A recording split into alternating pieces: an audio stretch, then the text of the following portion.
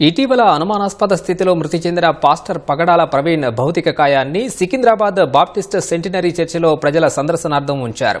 Centenary Baptist చర్చికి తెలుగు రాష్ట్రాల నుంచి పెద్ద ఎత్తున పాస్టర్లు తరలివచ్చి తమ నిరసన వ్యక్తం చేస్తున్నారు.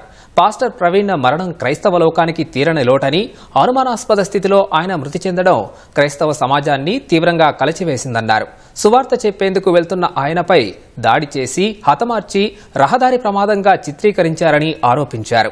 వెంటనే బాధ్యులపై ఆంధ్రప్రదేశ్ ప్రభుత్వం కఠిన చర్యలు తీసుకోవాలని తెలుగు రాష్ట్రాల పాస్టర్లు డిమాండ్ చేశారు.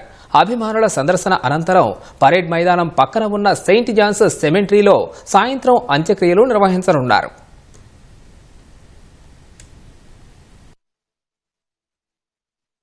హిందూగా చూడొద్దు, ముస్లింగా చూడొద్దు, క్రైస్తవుడిగా చూడొద్దు. చివరి మాట అది మమ్మల్ని మనుషులుగా చూడండి.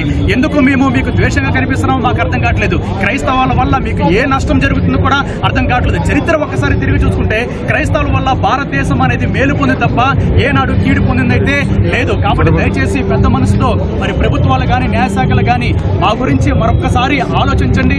మరి కఠినమైనటువంటి చర్యలు తీసుకురండి. మా యొక్క సంఘాల మీద, మా యొక్క సువార్త సేవకుల మీద మరి జరుగుతున్న దాడులను ఖండించండి.